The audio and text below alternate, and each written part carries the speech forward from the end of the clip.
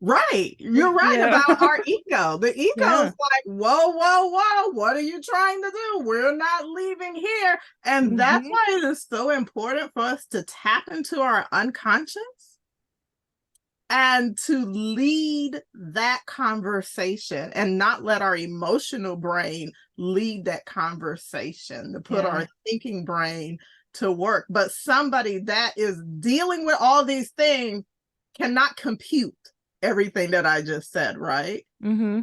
So they need help. And the help are the intentional actions that I help my clients to make, because the transformation needs to come from the inside out. I'm not about the surface stuff. I know a lot of Yeah. coaches are like, oh, let's feel good and let's do that. No, no, no, no, no. If you're coming to me to coach you, your life will be transformed. What's up, you beautiful beasts? I'm Katie. I'm on a mission to help humans become the best possible versions of themselves and to strive for overall health, mental health, emotional health, physical health, all of the healths, without ever having to step on a scale. I have had the privilege to talk to all kinds of different humans who've been through a plethora of experiences just being a human and existing. I believe that every single time somebody shares their story, at least one person listening will learn from it, be inspired by it, and maybe, just maybe, even change the entire direction of their life. These are the stories of humans unveiling their beautiful beast. Keep listening. This is the Unveiling the Beast podcast.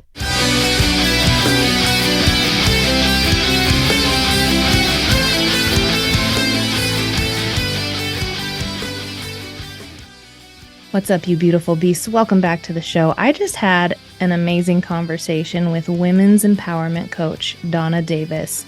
She is a domestic violence survivor, and her mantra is evicting negative emotions because they do not pay rent.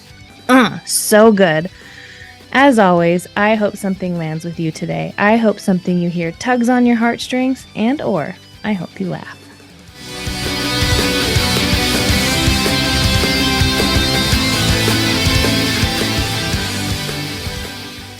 So I think what's really cool about this is like I rarely have strangers on. So far, it's mostly been people that I know, and all the conversations I've had with strangers are amazing. You know what I mean? Okay. So So, be an amazing stranger for you. thank you. Wearing purple, my favorite color. Um, and I think it's interesting to tell the listener kind of about how my uh brush with Calendly and being new with Calendly and trying to get that schedule figured out. That was fun. And I'm like, what? This lady probably thinks that I'm like this.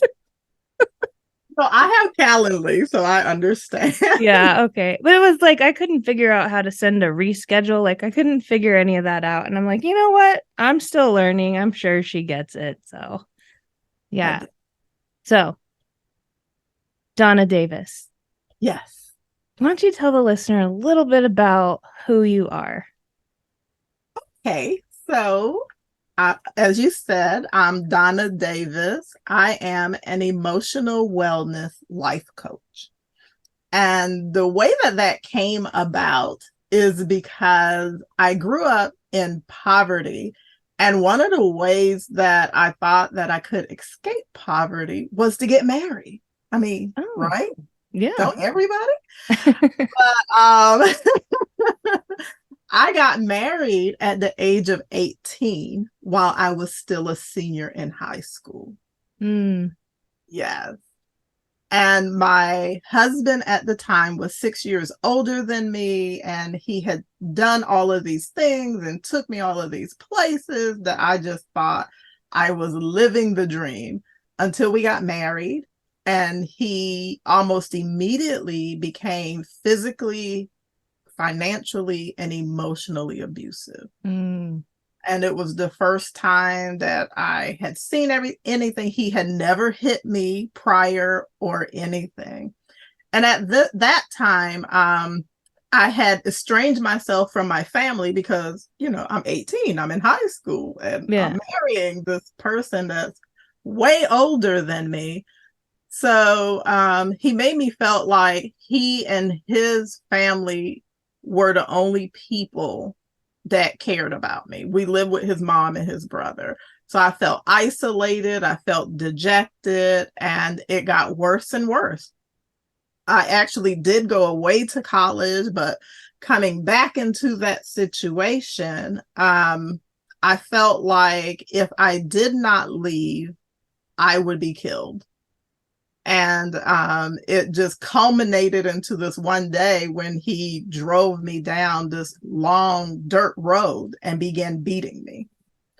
And I knew that if he killed me down that road, that nobody would probably find my body for a very long time. Yeah. And I recall being on the ground, just crying. And so, tears was mixing with the dirt. And I was like, oh, Lord, if you let me get out of this, I'm going to leave. And I didn't know how. I found myself back at the house. He threw me back in the car because I was defiant. I mean, I was being beaten, but I was defiant. I'm not getting back in this car. And he threw me in the car, and I was wondering where the fight in me came from and how on Yeah. could I still have fight. We got back to the house, and I found myself apologizing to him for him feeling like he had to beat me because I wasn't obedient or whatever the case was. And then something just clicked.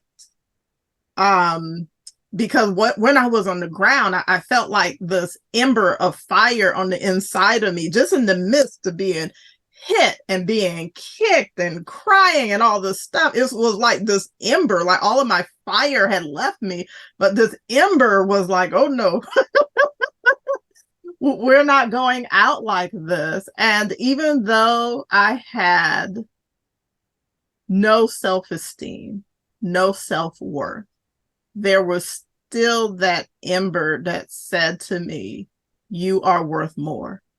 Didn't even have a definition of more. Mm-hmm. But I knew that this could not be my life. And I got out, moved to a whole nother city in the state, and was like, woo, I'm free, right? It's what every woman that deals with domestic violence seek, until I realized that, wait a minute, I'm physically free, but all of the trauma and all of the emotions and all of the Yeah. pain, it's like that stuff packed a bag and said, oh, Let's go. down for a road trip. And when those emotions and the effect of the abuse and everything else, bullying and all of it just culminating together affected my day-to-day life. So even though I was not with my ex-husband, it was like he was still there pulling all the strings because the strings were all emotional. Yeah. And I did some emotional work with coaching, deepening my faith in God and in church, and even did some therapy because some things can't happen without therapy. Therapy and coaching can work extremely well hand in hand. Oh yeah. Yeah. Yeah. I discovered.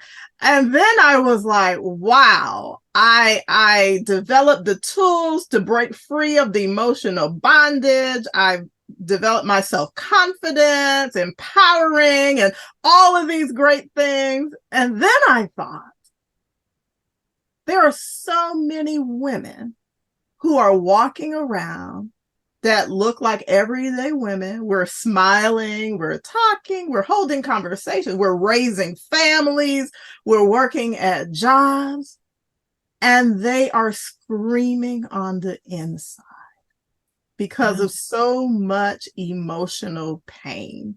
And I knew this because I was one of them. And I realized that a lot of women don't deal with the emotional entanglement that we tend to go through because of shame and guilt, which are also emotional entanglement. Yeah. But who wants to share that this happened to them or they made this choice or, any of these things? No one, because it makes them vulnerable. And who wants to be vulnerable? But yet we're walking around and living out of that vulnerability. So I decided to become a wellness life coach to help women achieve the goals that they have for themselves, to be the whole woman that they are. I don't say become who it is that you're supposed to be. Yeah. I believe that we are already who it is that God intended for us to be. And it's just that life happened, right? And things just get piled on top of us. This trauma, this situation, this mistake, this. And we are really buried. So I help women to uncover the layers, to even discover for themselves who it is that they actually are. Yeah. Yeah, that is awesome. And I'm smiling so big because this podcast is called Unveiling the Beast. Yes. The layers you're talking about, those are the veils. And the beast is your true self. Yeah. So it's like this. Wow. All the coaches I've talked to it's the same underlying theme of just unbecoming the person that we've been programmed and just taking off those layers and unveiling your beast. So yeah, that's what this smile's for.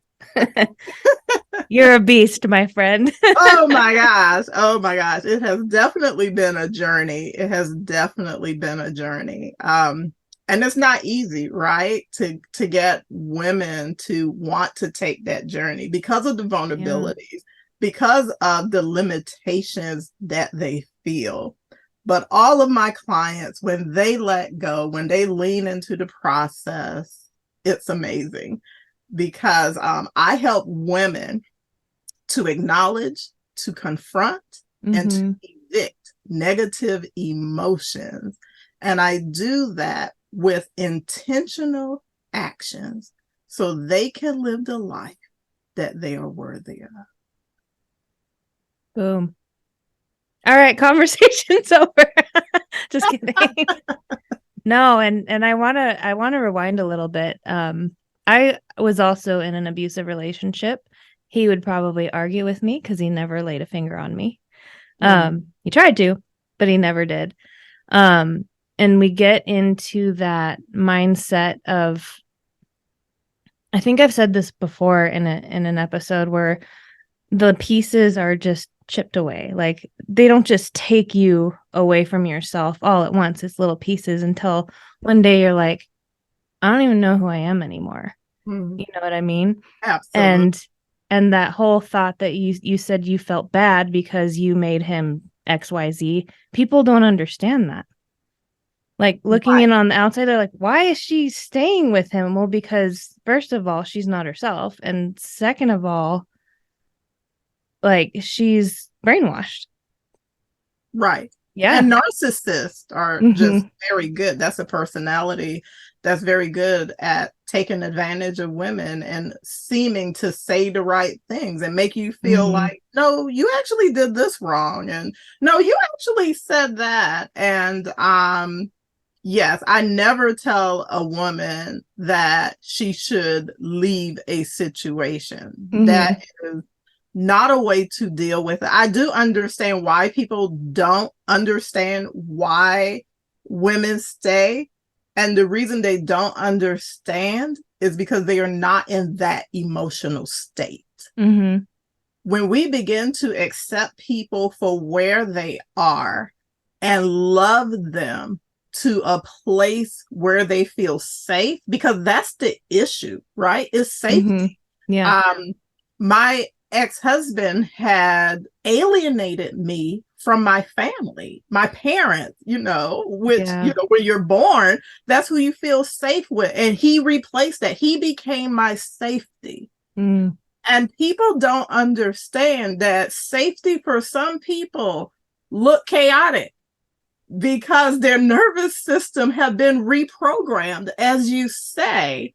Yeah. And that's why sometimes people can seek the same type of relationship. Well, she keep falling for these type of guys. That is nothing to ridicule somebody about. That just means that their nervous system has been reset, and our nervous system is always going to seek safety.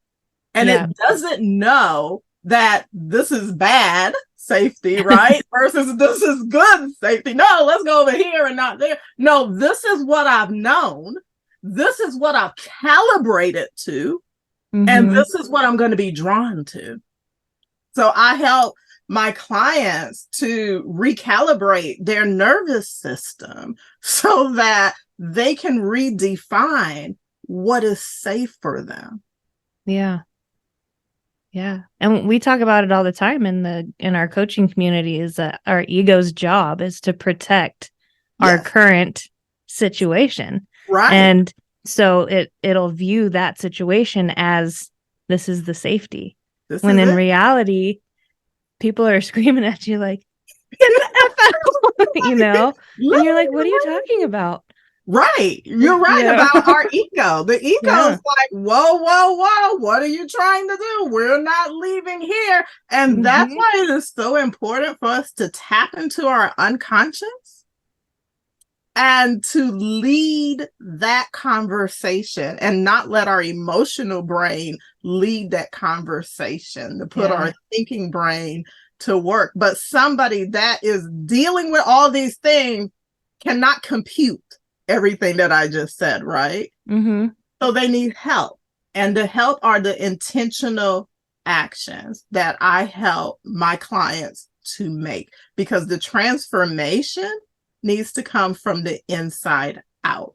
I'm not about the surface stuff. I know a lot of coaches are like, oh, let's feel good and let's do that. No. If you're coming to me to coach you, your life will be transformed. You gotta do the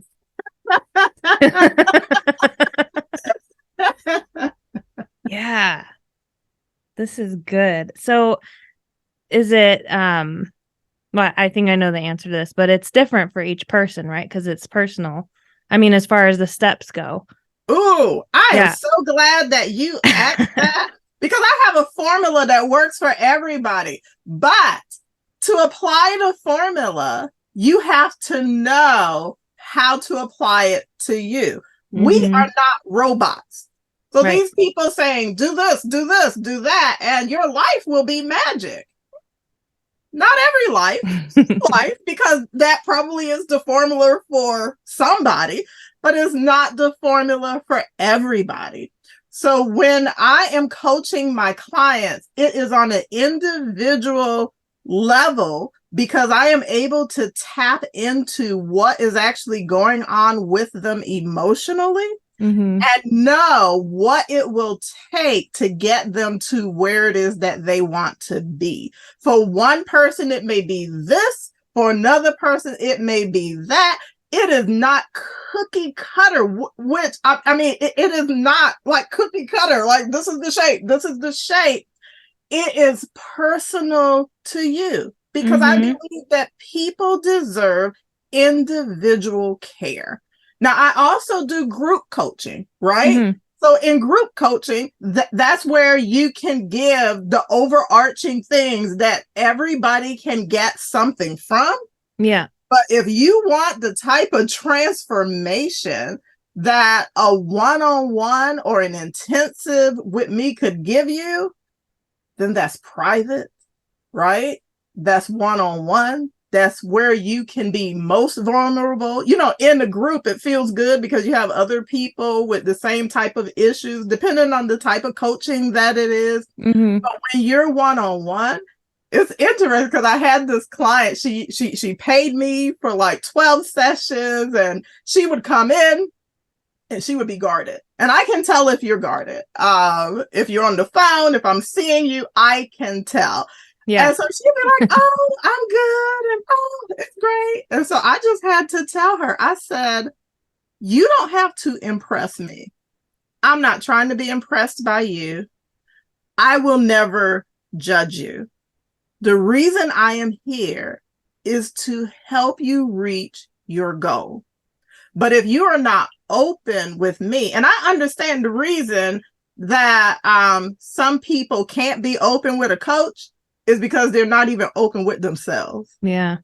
And so that's the scary part, because I help you to begin to discover the relationship that you have with yourself. Mm-hmm. And so she would come and she would say, I'll say, you know what? You have already paid for this session. Is this really the way that you want it to go? Because I'm telling you, I am not content. I don't take people money like that. I am not content. And by the third session, her demeanor and everything about her had exploded. And she was like, oh my goodness, I can't believe I actually did ABC. And it was something that she had done. And we had talked about some steps, and this is what I need you to do this week. Yes, I give homework to my clients. It's action. It's only through action that we change. I can do the rah. Oh my gosh, she sounds so good and she's amazing. I don't get any satisfaction when somebody tells me, oh, I listened to you speak and that was so powerful and that was amazing. I'll say, how is your life different because you heard me? Yeah. Did you take something that I said and apply it to your life and you see the difference? That's the whole point. That's the whole point of what I do. Yeah. That's the whole point of what I do. Yeah.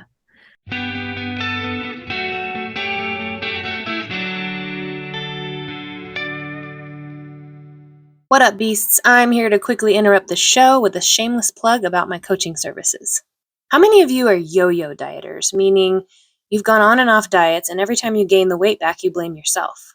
How many of you have weight cycled most of your life, meaning your weight goes up and down and up and down and up and down, and this is kind of like a normal thing for you? How many of you know exactly what to do to be healthy, and at the same time, you feel like something's missing because you just can't seem to do the things that are going to make you healthy? What if I told you that a lot of what we've been taught about what it takes to become healthy is actually bullshit? If you're interested in learning more about what it actually takes to transform not just your health, but also your life, go to beautifulbeastwithin.com and click on the purple button that says Book a Free Coaching Call. I am a neurotransformational life coach, a personal trainer, and a fitness nutrition specialist. So if you fit the description above, I want to talk to you. And at your free session, you're not just going to be given information. I want to give you an experience. So beautifulbeastwithin.com, click on the purple button that says Book My Free Session, or whatever it says, Book a Free Coaching Appointment. It says something like that. And I'll see you over there. Back to the show.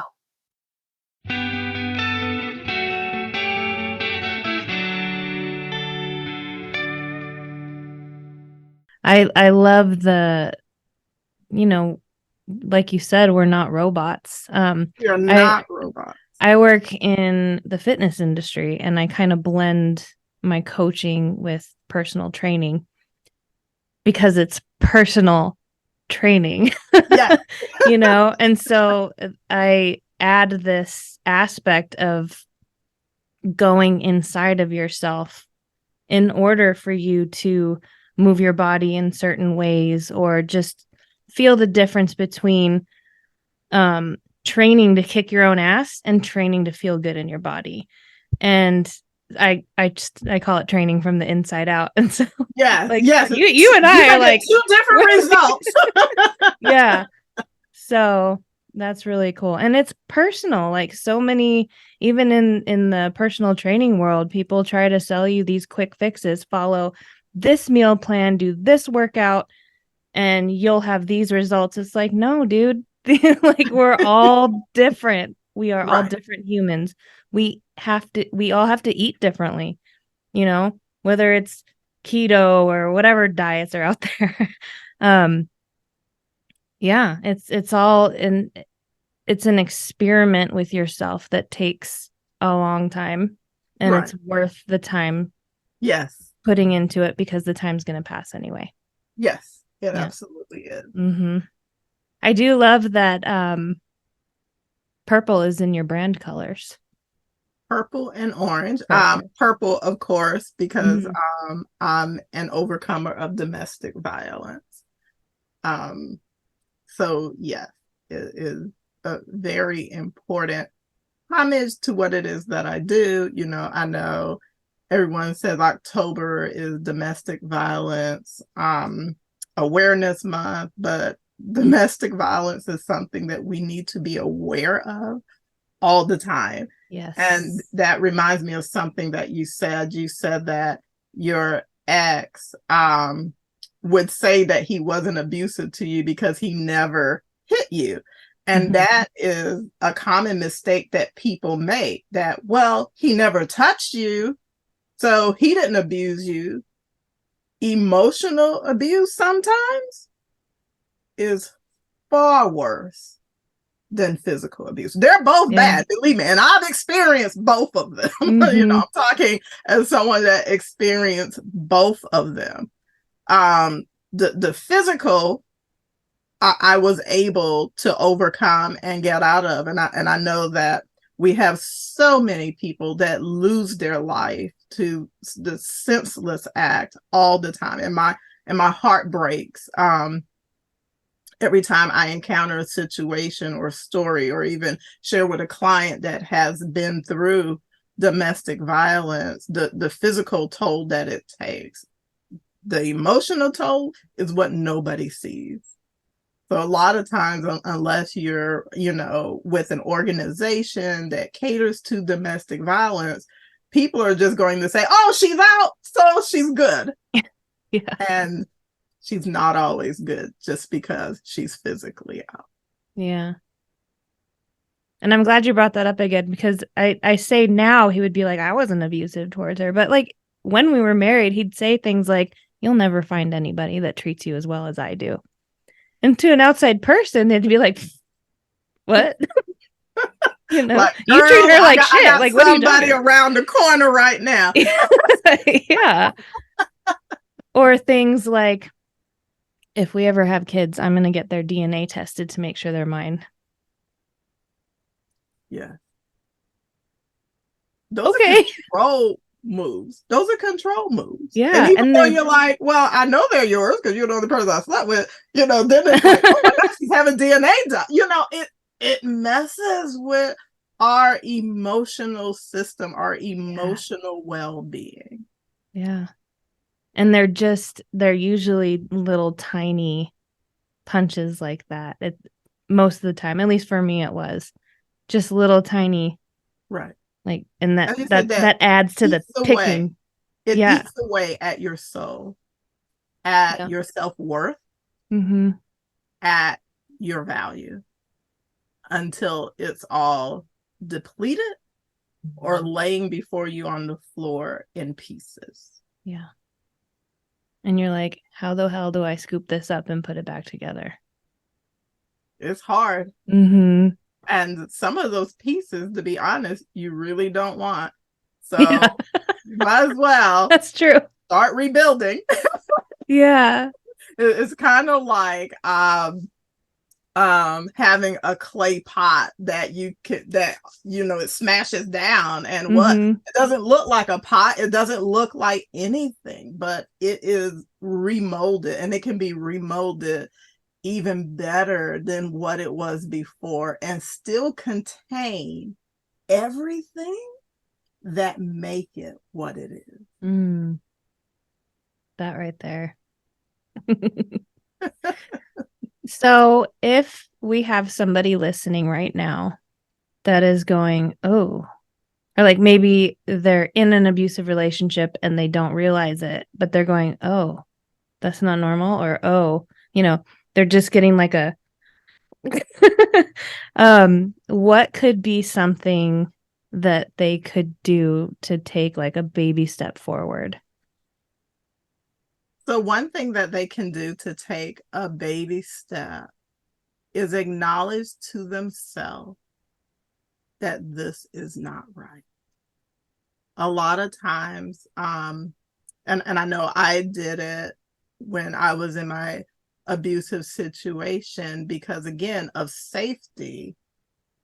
I said I had to do something wrong for this to happen to me. He doesn't mean it. This is not normal for him.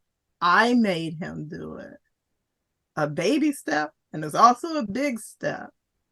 This is not right. Mm-hmm.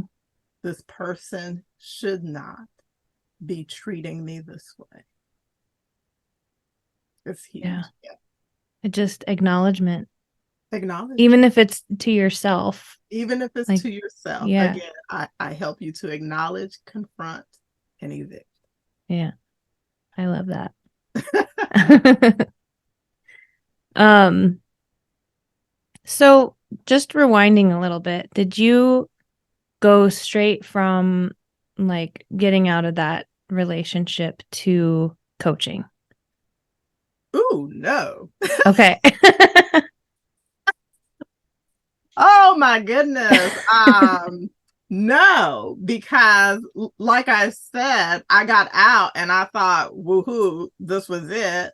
I spent a year separated, filing for divorce, a few years working, and it was just the trauma of being in other relationships, not trusting people, men or women, not applying for jobs that I knew I was qualified for, but I thought, why would they want me? Who would hire? I mean, all of the things that had been programmed in me affected every decision in my life.